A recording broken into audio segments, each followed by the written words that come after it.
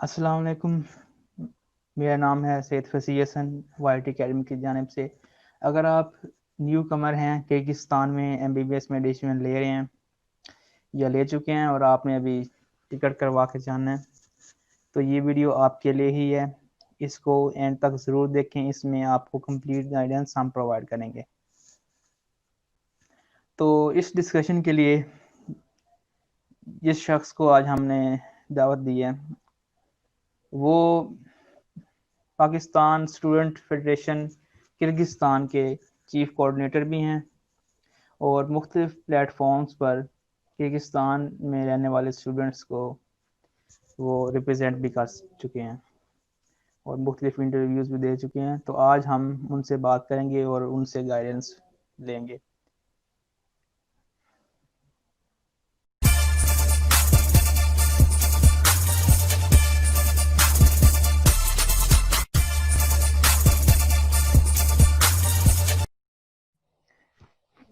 अस्सलाम वालेकुम डॉक्टर माज। Walaikum Assalam, Dr. Fasi. Thank you for inviting me today. आपका बहुत बहुत शुक्रिया, आपने आज हमें टाइम दिए। तो जैसा कि मैंने अपने व्यूअर्स को पहले बता चुका है कि आज हम गाइडेंस के बारे में गाइडेंस देंगे। जो न्यू कमर्स यहाँ किर्गिस्तान आना चाहते हैं, उनको क्या क्या बातों का इल्म होना चाहिए। तो सबसे हम्म, पहले जो मेन बात मैं आपसे पूछना चाहूँगा कि एक स्टूडेंट जो एडमिशन किर्गिस्तान में लेना चाहता है, उसको किस तरीके से, किस अप्रोच के थ्रू एडमिशन करवाना चाहिए, क्या क्या उसको मद्देनज़र रखना चाहिए। जी, जब हम किर्गिस्तान के बारे में बात करते हैं तो यहाँ पे यूनिवर्सिटीज में जो एडमिशन होते हैं वो डायरेक्टली नहीं होते। यहाँ पे यूनिवर्सिटीज के रिप्रेजेंटेटिव्स होते हैं ऑफिशियल, और उनके थ्रू ही पॉसिबल होता है एडमिशन। तो स्टूडेंट्स के पास कुछ ही तरीके होते हैं जिसके थ्रू अप्लाई कर सकते हैं। पाकिस्तान में एजेंट्स भी होते हैं, और ये कि यहाँ पे ऑफिशियल रिप्रेजेंटेटिव्स होते हैं। वो इंटरनेट पे सर्च करें तो यूनिवर्सिटी की वेबसाइट पे सब official representatives according to the countries उनका डाटा वगैरह अवेलेबल होता है। तो उनकी कॉन्टैक्ट इन्फॉर्मेशन भी होती है, तो वहाँ पे उनसे कॉन्टैक्ट करके एडमिशन कर सकते हैं। वो एजेंट से भी एडमिशन करवा सकते हैं, लेकिन आपको पता है वो इतना ये कि ट्रस्ट वर्दी ऑप्शन नहीं होता। उसके अलावा यहाँ पे जो करंट स्टूडेंट्स होते हैं, मोस्टली स्टूडेंट्स के जानने वाले या उनके फ्रेंड्स के जानने वाले या किसी जानने वाले के जानने वाले यहाँ पे पढ़ रहे होते हैं। तो ये कि वो यहाँ पे उनके थ्रू जब वो इन्फॉर्मेशन वगैरह लेते हैं तो उनसे रब्ता होता है, तो वो भी उनका एडमिशन वगैरह करवा सकते हैं। लेकिन एट दी एंड जो भी एडमिशन कराते हैं उनको सब ऑफिशियल रिप्रेजेंटेटिव्स के पास ही जाना पड़ता है। मतलब हर यूनिवर्सिटी का एक ऑफिशियल कॉन्ट्रैक्टर होता है, उसने ही एडमिशन करवाना होता है। जी जी। ठीक। और यूनिवर्सिटी की क्या सिलेक्शन होनी चाहिए, बंदा जो स्टूडेंट आ रहा है वो कौन सी यूनिवर्सिटीज़ को प्रेफर करे, और मतलब उसको किस यूनिवर्सिटीज़ में एडमिशन लेना चाहिए। किर्गिस्तान में काफ़ी अच्छी यूनिवर्सिटीज़ भी हैं, और यहाँ पे काफ़ी ऐसे ऐसे लोग आ रहे हैं, डिग्रीज वगैरह ले रहे हैं। काफ़ी ओल्ड यूनिवर्सिटीज़ हैं, गवर्नमेंट यूनिवर्सिटीज़ हैं, कुछ प्राइवेट भी हैं यूनिवर्सिटीज़। तो यह है कि प्रेफरेंस यही होनी चाहिए कि स्टेट यूनिवर्सिटीज़ में एडमिशन लिया जाए, क्योंकि स्टेट यूनिवर्सिटीज़ इस कंट्री की जो बेस्ट फैसिलिटीज़ होती हैं, बेस्ट फैकल्टीज़ होती हैं, बेस्ट टीचर्स होते हैं, उनके पास अवेलेबल होते हैं। तो यह है कि आप स्टेट यूनिवर्सिटीज़ को चूज़ करें। अगर स्टेट यूनिवर्सिटीज़ को आप किसी वजह से चूज़ नहीं कर सकते, तो यहाँ पे अच्छी प्राइवेट यूनिवर्सिटीज़ भी हैं, जो ओल्ड हैं, जो रेपुटेबल हैं, आप उनको चूज करें। लेकिन एट द एंड स्टूडेंट जो जिस यूनिवर्सिटी को भी चूज करना चाहे, उनको एक बहुत ही इंपॉर्टेंट फैक्टर को चूज करना पड़ता है, वो है उनकी अफोर्डेबिलिटी। वो जिस यूनिवर्सिटी को अफोर्ड कर पाएंगे हमें उसी में ही जा पाएंगे, क्योंकि यहाँ पे यूनिवर्सिटी की फीस डिफरेंट होती है। बेशक वो सबसे अच्छी यूनिवर्सिटी में जाना चाहें, लेकिन ये कि एट द एंड यहाँ पे जो यहाँ की पॉजिटिव बात भी है, यहाँ पे बहुत ही अफोर्डेबल यूनिवर्सिटीज हैं, लेकिन वो मोस्टली प्राइवेट हैं। तो ये कि वो उनको प्राइवेट भी चूज कर लें, तो यहाँ पे सिस्टम ओवरऑल सेम होता है।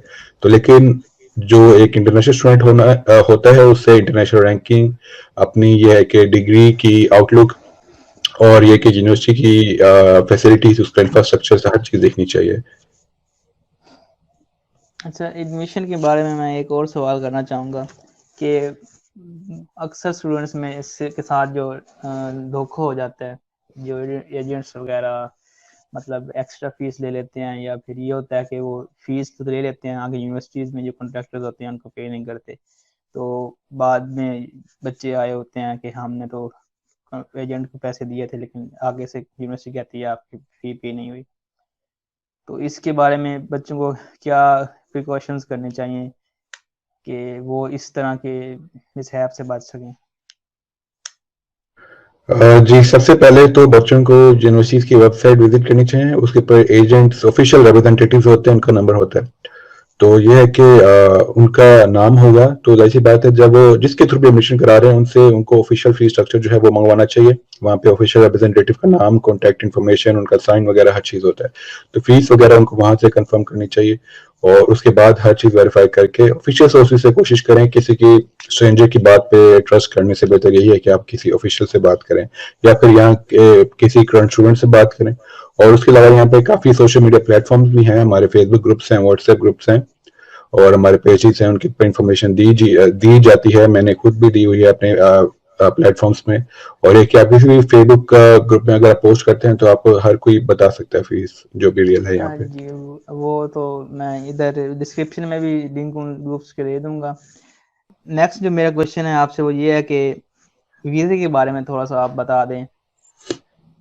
हाँ जी, यहाँ पे जो वीज़ा होता है, यहाँ पे पहले वीज़ा इनविटेशन दिया जाता था, उससे पहले एम्बेसी जाना पड़ता था, लेकिन अभी वो काफ़ी जो लंबे प्रोसेस से वो ख़त्म हो चुके हैं। अभी यहाँ पे वीज़ा बहुत क्विक मिलता है, खासतौर पर पाकिस्तानी स्टूडेंट्स को। यहाँ पे आपको ई वीज़ा दिया जाता है, तो जब आप first time as a new student आ रहे होते हैं, आपको 1 मंथ या 3 मंथ का ई वीज़ा मिलता है। तो ये कि आपको यूनिवर्सिटी में उसके लिए अप्लाई करना पड़ता है, अपना पासपोर्ट की आपकी फर्स्ट पेज की स्कैन कॉपी भेजना पड़ती है। उसके बाद आपका e visa around 7 to 10 days में आ जाता है। तो ई वीज़ा सिर्फ 1 या 3 मंथ्स को होगा, उसके बाद जी आगे जाके जब एडमिशन होगा उसके बाद ही हम साल का वीज़ा लगवा सकेंगे? जी जी, जब आप यहाँ पे आते हैं, जब न्यू स्टूडेंट आते हैं, पहले तो आप 1 या 3 मंथ के ई वीज़ा पे ट्रैवल करके आते हैं।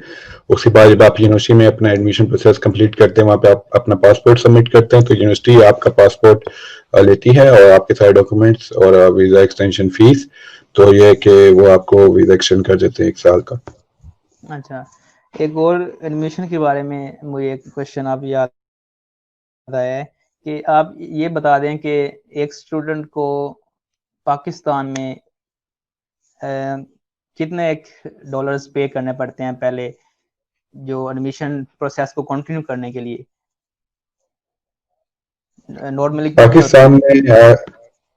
में जी, जी। पाकिस्तान में आपको सिर्फ इनविटेशन फ़ी जो ऑफ़िशियल स्ट्रक्चर में मेंशन होती है, इनविटेशन फ़ीस होती है, वो $300 मेंशन होती है। तो और ये कि इनविटेशन फ़ीस आप पे कर देते हैं, आपका उसके अंदर एडमिशन लेटर आता है और उसके अलावा आपका ई वीज़ा भी अप्लाई हो जाता है। तो ये क्या अभी डिपेंड करता है आप किसके थ्रू अप्लाई कर रहे हैं, वो आपसे इससे ज़्यादा चार्ज करे या फिर एक इतना चार्ज करे। लेकिन एक ऑफ़िशियल जो यूनिवर्सिटी ने अलाउ की होती है, एजेंट्स को तो ऑफ कोर्स आपको पता है वो तो अपनी मर्ज़ी के चार्ज करते हैं, लेकिन आप किसी जानने वाले के थ्रू कर रहे हैं तो सिर्फ $300 इनविटेशन फ़ीस। वो मैंने इसलिए पूछा क्योंकि अक्सर जो है 300 से ज़्यादा 1000 तक भी जो है बच्चों से ले लेते हैं और मुख्तलिफ नाम लेके ये इसके लिए है, ये इसके लिए है, तो $1000 तक भी पाकिस्तान में ले लेते हैं। आगे जाके फिर एडमिशन अलग से उसके देने पड़ते हैं बच्चों को। या नहीं और बिल्कुल वो इस तरह होता है अनफॉर्चुनेटली। वो एजेंट्स और कुछ तो वैसे भी होता है ना, वो कंसल्टेंसी फीस भी लेते हैं, क्योंकि अगर आप किसी एजेंट के पास जा रहे हैं तो वो सबसे पहले अगर उसने कोई आपको चीज़ बतानी है तो कंसल्टेंसी फीस वो अलग से लेगा। जी बिल्कुल, तो इस तरह होता है। आज कल जो पीएमसी का इशू चल रहा है कि पाकिस्तान पीएमसी ने किर्गिस्तान की यूनिवर्सिटीज़ को ब्लैक लिस्ट किया हुआ है। तो इस वक्त जो बच्चे एडमिशन जिन्होंने अभी अभी न्यू ले लिया है या लेना चाहते हैं, तो वो अपना वो ये भी चाहते हैं कि उनका साल ज़ाया ना हो, तो वो अब क्या करें? वो क्या पीएमसी की लिस्ट आने तक वेट करें या किसी यूनिवर्सिटी में एडमिशन ले लें? आई थिंक मेरे ख्याल में अभी बाकी कंट्रीज को भी अगर देखा जाए तो कोई भी यूनिवर्सिटी पीएमसी की लिस्ट में नहीं है। तो स्टूडेंट्स को ये चाहिए कि वो जहाँ भी जाएं, बेशक किर्गिस्तान है जो भी कंट्री हो, वो वहाँ पे अच्छी यूनिवर्सिटीज, ओल्ड यूनिवर्सिटीज जिनके ग्रेजुएट्स पाकिस्तान में काम कर रहे हैं, उन यूनिवर्सिटीज को चूज करें जिनके चांसेस सबसे ज्यादा रिकग्निशन के। आपको भी पता है बखूबी के स्टेट यूनिवर्सिटी जो होती हैं तो मोस्टली रिकग्नाइज होती हैं। तो ये कि उनको ये चाहिए कि अच्छी यूनिवर्सिटीज, ओल्ड इंस्टीट्यूशन जिनके ग्रेजुएट्स पाकिस्तान में बाकी दुनिया में काम कर वो उनको चूज करें। टिकट के बारे में अगला इशू जो होता है वो थोड़ा सा बता दें। टिकट कहाँ से मिलती है और ओके टू बोर्ड वगैरह का कोई सीन है तो वो बता। जी, टिकट मोस्टली जब आप किर्गिस्तान ट्रैवल कर रहे होते हैं पाकिस्तान से, तो कमर्शियल फ्लाइट्स वो वाया दुबई आपको कनेक्ट करना पड़ता है। लेट्स सपोज अगर फ्लाई दुबई है या एमिरेट्स है, तो ये कि टिकट आप किसी भी ट्रैवल एजेंट के पास जाके आप करवा सकते हैं। तो लेकिन ये कि आजकल ई वीजा सबको इशू होता है, तो ई वीजा पे आप सबको अपना ओके टू बोर्ड स्टेटस कराना होता है, खासतौर पर फ्लाई दुबई के थ्रू अगर आप जा रहे हैं। तो ये कि आपको ओके टू बोर्ड आपको कराना पड़ता है, उससे कोई एक्स्ट्रा चार्जेस नहीं होते। आप जब टिकट करवाते हैं अपने ट्रैवल एजेंट को आप बोलें कि आपने ओके टू बोर्ड स्टैंप लगवाना है, ठीक है, तो वो आपके ओके टू बोर्ड स्टेटस कर देगा या स्टैंप लगा देगा आपके वीजा पे। अच्छा, चलो ये टिकट का भी मसला सॉल्व हो गया। टिकट आपने करवा ली और आप एयरपोर्ट पे पहुंच गए हैं, तो एयरपोर्ट पे जाके स्टूडेंट्स को आगे क्या करना चाहिए और थोड़ी सी उस एयरपोर्ट पे जाके गाइडेंस दे दें। सबसे पहले जो काम कुछ तो 2-3 काम जो हैं उनको मस्ट करने चाहिए, उनको पता होना चाहिए, इल्म होना चाहिए। जी बिल्कुल, एयरपोर्ट पे तो सबसे पहले उन्हें अपने ये कि जो वैल्यूबल चीज़ें हैं उनको अपना ये कि अपने पास रखना चाहिए, और उसके बाद जो चेक इन कराएं अपने ये कि अपने पासपोर्ट वगैरह, अपने टिकट, अपना वीज़ा वगैरह सब कुछ अपने पास रखें। खासतौर पे जब न्यू स्टूडेंट्स आते हैं तो यहाँ पे विंटर स्टार्ट हो रहा होता है, तो उनको चाहिए कि कोई जैकेट वगैरह अपने पास हैंड कैरी में रखें, और ये कि एयरपोर्ट में अपने चेक बैग में ना रखें वो, क्योंकि जब यहाँ पे पहुंचेंगे तो उन्हें एकदम से ज़्यादा सर्दी फील होगी, तो ये कि उनके लिए काफ़ी अनकंफर्टेबल होगा। और उसके बाद ये कि इमिग्रेशन में कोई इस तरह के सख्त क्वेश्चन वगैरह या कोई डिफिकल्ट स्टेज बिल्कुल भी नहीं होता। वहाँ से आपको ये पूछा जाएगा कि आप कहाँ जा रहे हैं, किस यूनिवर्सिटी में। आपके पास सारे डॉक्यूमेंट्स होते हैं, वीज़ा होता है, एडमिशन लेटर होता है, आप सब उनको दिखाएं। आप अपने ओरिजिनल जो FSC मैट्रिक के डॉक्यूमेंट्स हैं वो भी अपने पास रखें हैंड कैरी में, क्योंकि ये कि इमिग्रेशन में पूछा जा सकता है आपसे, वो देखे निकलवाए जा सकते हैं।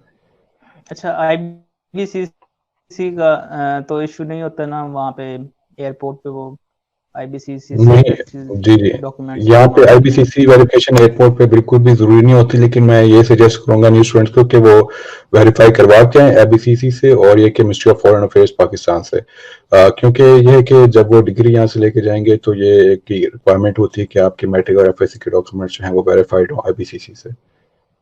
तो जब एम्बेसी उनको अटेस्ट करके देती है आफ्टर 5 years, तो वहाँ पे रिक्वायरमेंट होती है एम्बेसी की, पाकिस्तान एम्बेसी। ओके, तो अब एयरपोर्ट पे का तो हमने देख लिया। आगे अब बच्चे को कितने एक डॉलर्स अपने साथ इन हैंड ले आने चाहिए ताकि वो आते ही ज़रूरियात जो होंगे वो पूरी कर सके। जी, पाकिस्तान में इंटरनेशनल ट्रैवलर्स के लिए जो लिमिट है वो $10,000 पर पर्सन है। तो ये कि वो ऑफ कोर्स उनके एक्सपेंसेस जो किर्गिस्तान आ रहे होते हैं उनके एक्सपेंसेस इससे ज़्यादा तो नहीं होते, तो वो ये कि नॉर्मल अपने फ़ी लाएं, और अपने अगर वो थोड़ा सा खर्चा लाना चाहते हैं तो वो ले आएं। तो ये कि यूनिवर्सिटी की फ़ी जब पे हो जाती है तो मोस्टली फर्स्ट सेमेस्टर स्टूडेंट्स को तो हॉस्टल और मेस पे करना पड़ता है, तो उन्हें खाने पीने की इतनी ज़्यादा टेंशन नहीं होती। बहुत कम एक्सपेंसेस होते हैं जो बाहर आना जाना या बाहर कोई एक्स्ट्रा अगर वो शॉपिंग करना चाहते हैं तो बाहर I think $100 to $150 are more than enough for hostel students।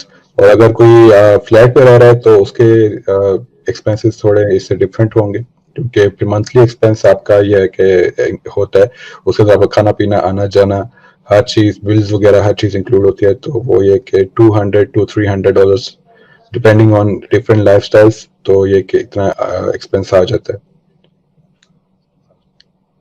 अच्छा, आपने अब हॉस्टल का और फ्लैट का जिक्र कर दिया, तो मैं ये पूछ लूँ आपसे कि आप किसको प्रेफर करेंगे, न्यू स्टूडेंट्स? बाद में तो बच्चा पे डिपेंड करता है जिधर रह रहे, लेकिन न्यू कमर्स के लिए आप क्या प्रेफर करेंगे कि हॉस्टल या फ्लैट? न्यू स्टूडेंट्स का मैं ये रिकमेंड करूँगा कि वो हॉस्टल में रहें, क्योंकि ये कि अगर उनके पास कोई सीनियर नहीं है, कोई जानने वाला नहीं है, तो एक तो पहली बात है कि उनको हॉस्टल के लिए पे करना पड़ेगा। मोस्टली यूनिवर्सिटी में यहाँ पे हॉस्टल कंपलसरी है, तो अगर आप पे कर रहे हैं तो बेहतर यही है कि आप वहाँ पे रह लें, क्योंकि हॉस्टल में बहुत अच्छी बात है कि यहाँ पे खाने के इश्यूज नहीं होते, आपको खाना पाकिस्तानी खाना मिलता है, तो यहाँ पे खाने के इश्यूज होते हैं हर जगह। अगर आप फ्लैट पर रहेंगे, फ्लैट पर उतना रेगुलरिटी से उतना अमाउंट में उतनी क्वालिटी से आपको खाना नहीं दिया जाता, ना आपको, क्योंकि वहाँ पे खुद ही आपको करना पड़ता है। और ये कि यहाँ पे वो जो फ्लैट में लोग रह रहे होते हैं उनका डिफरेंट टाइमिंग होती है, डिफरेंट लाइफस्टाइल होता है, तो कभी कोई किधर होता है, कभी कोई किधर होता है। तो हॉस्टल में अगर आप रहेंगे आपको 3 टाइम खाना मिलेगा, तो ये कि और आपकी सिक्योरिटी होती है, आपको थोड़ा टाइम मिल जाता है, अगर आप किसी को यहाँ पे जानते नहीं है तो आपको यहाँ पे सीखने में मौका मिल जाता है आपको। तो हॉस्टल में रहना मैं रिकमेंड करूंगा। गुड। और यहाँ पे मुल्क की करेंसी के बारे में बता दें, और मनी एक्सचेंज हम कैसे करवा सकते हैं, और ट्रांसफ़र कैसे करवा सकते हैं, पाकिस्तान से कैसे पैसे मंगवाने चाहते हैं तो कैसे मंगवा सकते हैं। और आगे सवाल आ जाता है कि एटीएम कार्ड्स बच्चे कहते हैं कौन सा बैंक का ले आए, तो ये सारा कुछ बता दें। जी जी, एक दफ़ा जी फिर रिपीट कर दें, आपकी डिस्कनेक्ट हो गया था, आवाज़ नहीं आई। ओके। जी, यहाँ पे मनी एक्सचेंज शॉप्स हर जगह अवेलेबल होती हैं, तो इवन के एयरपोर्ट पे भी अवेलेबल होती है, तो ये कि स्टूडेंट्स एयरपोर्ट से एक्सचेंज करा सकते हैं। और यहाँ बड़ी मार्केट में कहीं भी आप जाएं तो वहाँ पे मनी एक्सचेंज शॉप लाजमी होती है, शॉपिंग मॉल्स में होती है।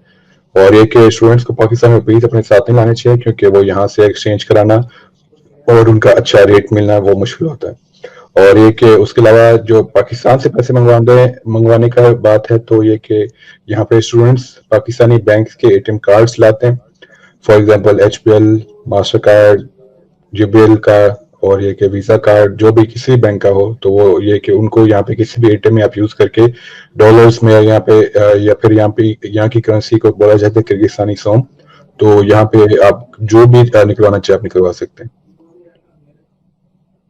तो कुछ स्टूडेंट्स का मसला भी आता है, ब्लॉक हो जाता है, और कुछ एटीएम कार्ड्स का ये होता है कि इंटरनेशनल ट्रांजैक्शन भी उनकी क्या ऑन करवानी पड़ती है। जी जी बिल्कुल। जब भी आप पाकिस्तान से आ रहे हैं, अगर आप न्यू स्टूडेंट हैं, तो अगर आपके पास वीजा कार्ड है लेट्स सपोज, तो आप उस बैंक की हेल्पलाइन को कॉल करके अपनी इंटरनेशनल ट्रांजैक्शन एक्टिवेट करवाएं, क्योंकि उसके बगैर यहाँ पे वो कार्ड एक्टिवेट नहीं होंगे, यहाँ पे वो वर्क नहीं करेंगे। ओके। आगे नेक्स्ट क्वेश्चन ये है कि आप सिम कार्ड्स के बारे में बता दें कि यहाँ पे सिम कार्ड्स आप कहाँ से ले सकते हैं और उसका क्या एक्सपेंडिचर आ सकता है आपको। जी, सिम कार्ड्स तो आई थिंक एयरपोर्ट पे भी अवेलेबल होते हैं, तो वहाँ पे आपके आउटलेट्स स्टॉल्स वगैरह होते हैं डिफरेंट मोबाइल कंपनीज के, तो ये कि आप वहाँ से भी अपने सिम कार्ड्स ले सकते हैं, परचेज कर सकते हैं। यहाँ पे शॉपिंग मॉल्स में हर मेजर कंपनी के आउटलेट्स होते हैं, तो आप वहाँ से भी ले सकते हैं।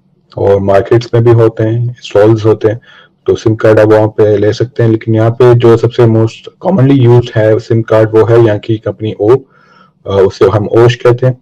तो ये कि उसके ऊपर ओ का साइन होता है, और ये कि आप उसको यूज कर सकते हैं, उसके अच्छे ये के पैकेजेस होते हैं और इकोनॉमिकल है। उसके अलावा जो अच्छी स्पीड वाले और रिकमेंडेड है वो ये है मेगाकॉम और बी लाइन। तो ये डिफरेंट है, जो भी आपको सूट करे आप उसको यूज कर सकते हैं। ठीक है, तो इसके आपको कितने मतलब अमाउंट में आपको एक सिम अवेलेबल हो जाती है वहाँ पे न्यू। अराउंड 100 सॉम में आई थिंक मिल जाती है। और इन केस अगर आप एयरपोर्ट पे आए हैं तो ये कि वहां पे तो आपको फ्री ही मिल जाती है, तो मैं खुद फ्री ली थी। वही भी फ्री मिली थी।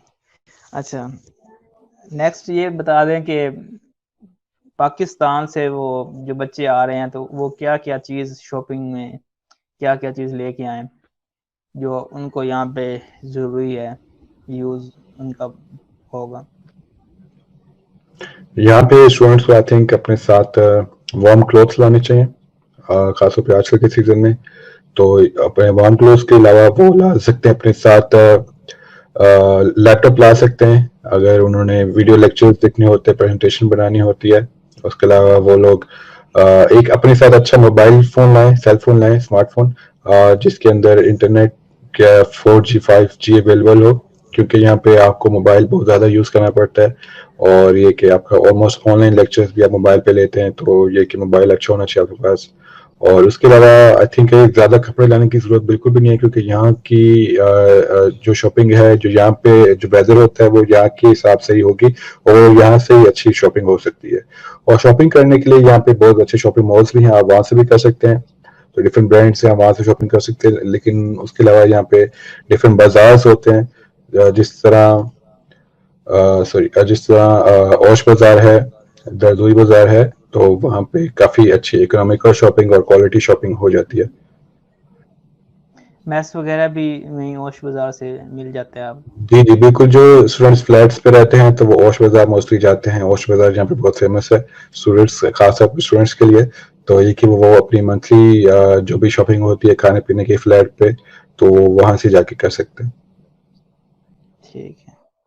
आगे नेक्स्ट क्वेश्चन जो है ट्रांसपोर्ट के बारे में थोड़ा सा बता दें, और टैक्सी सर्विस वगैरह जो वहाँ पे अवेलेबल है उसके बारे में थोड़ा सा आप गाइड कर दें। जी, ट्रांसपोर्ट यहाँ पे बहुत सस्ती है, बहुत इकोनॉमिकल है, और बहुत अच्छा सिस्टम है यहाँ पे पब्लिक ट्रांसपोर्ट का। यहाँ पे बहुत बिग बिग बसेस होती हैं, उनको हम ये कि 800 आपने जहाँ भी जाना है उसके फुल रोड्स में, तो ये कि आपको 800 पे करने पड़ते हैं। और उनसे जो छोटी वैन्स होती हैं जिनसे हम यहाँ पे मशहूर का कहते हैं, उसके 10 आपको पे करने पड़ते हैं। उसके अलावा यहाँ पे जिस तरह उबर ऐप है, करीम ऐप है, यहाँ पे यांडेक्स टैक्सी ऐप है, इन ड्राइवर ऐप है। तो ये है कि आप उनको यूज कर सकते हो, और आपने जहाँ भी जाना हो आप टैक्सी ऑर्डर करें, आपकी लोकेशन पे आ जाएगी, और ये कि आप अपने एड्रेस पे आप जहाँ भी जाना चाहें आप जा सकते हैं। जी, मतलब आपको वहाँ पे ट्रैवल करने के लिए जो गूगल मैप्स होता है उसकी बहुत ज़रूरत पड़ती है, जैसा कि जी आप अगर बिल्कुल, मशहूद के पे जी बता बिल्कुल दें ये बिल्कुल। मशहूद के का सीन। जी एक्चुअली जब न्यू स्टूडेंट्स आते हैं तो उन्हें यहाँ पे, क्योंकि बड़ा शहर है बिश्कीक, तो और यहाँ पे आपको ये कि काफी टाइम लगता है यहाँ पे रास्ते सीखने में, तो ये कि उनको गूगल मैप्स उनके पास होना चाहिए, और इंटरनेट उनके मोबाइल में होना चाहिए, ताकि वो जहाँ पे भी जा रहे हैं अपने वो लोकेशन चेक कर सकें। अगर वो रॉन्ग लोकेशन में जा रहे हैं तो ये कि उसी वक्त वो टैक्सी ड्राइवर को बता सकें, या फिर ये कि अगर वो पब्लिक ट्रांसपोर्ट यूज कर रहे हैं तो पब्लिक ट्रांसपोर्ट पे वो नेक्स्ट स्टॉप पे उतर जाएं, और ये कि जो अच्छी जो उनकी सुटेबल रूट पे जा रही है वैन या फिर ये कि बस है, वो उसके पर जाए। बाज़ औक़ात ये भी होता है कि स्टूडेंट एक मशहूद के पे बैठते हैं तो वो कहीं से कहीं जो है पहाड़ों में निकल जाते हैं, बाद में पता लगता है कि हम कहीं से कहीं आ गए हैं। तो इसलिए मैं स्टूडेंट्स को ये कहूँगा कि आप जब ट्रैवल कर रहे होते हैं तो साथ साथ गूगल मैप्स पे ये अपना रूट देखते रहें, ताकि आप कहीं और ना जाएं। एक और सवाल कि हर मुल्क के अपने नॉर्म्स होते हैं, अपने तौर तरीके होते हैं। तो आप किसी और मुल्क में जा रहे हैं तो आपको उनके नॉर्म्स को, उनके तौर तरीकों को फॉलो करना पड़ता है, उनके रूल्स को फॉलो करना पड़ता है। आप मुझे ये बताएं कि वहाँ जाके स्टूडेंट्स को क्या ऐसी चीज़ें हैं जो नहीं करनी चाहिए, और क्या बिहेवियर रखना चाहिए वहाँ पे? जब न्यू स्टूडेंट्स यहाँ पे आते हैं तो वो देखेंगे कि यहाँ पे हर जगह रशियन या किर्गिज लैंग्वेज बोली जाती है, तो सबसे पहले तो उन्हें लैंग्वेज सीखनी चाहिए। और अगर वो बाहर जाते हैं तो कोई उनके साथ लोकल अगर बात करने की कोशिश कर रहा है, तो क्योंकि वो बात नहीं कर सकते, तो ये कि बेहतर ये है कि वो स्ट्रेंजर से बात करना अवॉइड करें, और ये कि अपनी सीनियर्स की कंपनी में अगर सीनियर्स उनके साथ जाएं, और ये कि ज़्यादा अमाउंट के साथ निकले, अकेले जाने से गुरेज करें। और ये कि अपने मोबाइल में बैलेंस वगैरह होना चाहिए उनके पास, ताकि कॉन्टैक्ट कर सके, इंटरनेट होना चाहिए। और उसके अलावा ये कि रात को यहाँ पे लेट नहीं निकलना चाहिए बाहर। बेशक यहाँ पे बहुत सेफ है, आप निकल सकते हैं, लेकिन यहाँ पे रिकमेंडेड यही है कि अपने आप को किसी भी अनवांटेड इवेंट से आपको अवॉइड करने के लिए आपको रात को लेट नहीं निकलना चाहिए।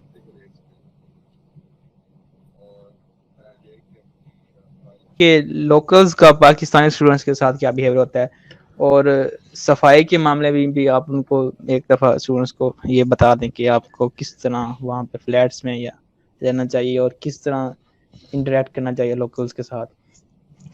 जी, यहाँ पे लोकल्स का रवैया तो ये क्या है सच कोई स्पेसिफिक नहीं है, लेकिन उनका जो मिजाज होता है वो हमेशा सख्त होता है। तो ये है कि वो उनका बात करने का अंदाज हमेशा सख्त होता है। पाकिस्तानी लोग थोड़ा पोलाइट तरीके में बात करते हैं, उनका बात करने का जो होता है वो स्टाइल डिफरेंट होता है। तो ये है कि लोकल्स आप जहाँ पे जा रहे हैं आपको तंग नहीं करेंगे, आप अपने काम जा रहे हैं तो अपने काम से काम रखते हैं मोस्टली।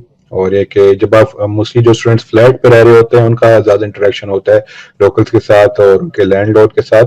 तो ये कि यहाँ पे मोस्टली पाकिस्तानी स्टूडेंट्स को ये इशू फेस करना पड़ता है कि अगर वो फ्लैट्स वगैरह पे सफाई वगैरह नहीं रखते तो उनके लैंडलॉर्ड्स उन्हें उसी वक्त कहते हैं कि आप फ्लैट खाली कर दें। तो ये कि आपको यहाँ की जो रूल्स और रेगुलेशंस है और यहाँ पे जो कल्चर है बहुत साफ सफाई होती है यहाँ पे, outside and inside as well.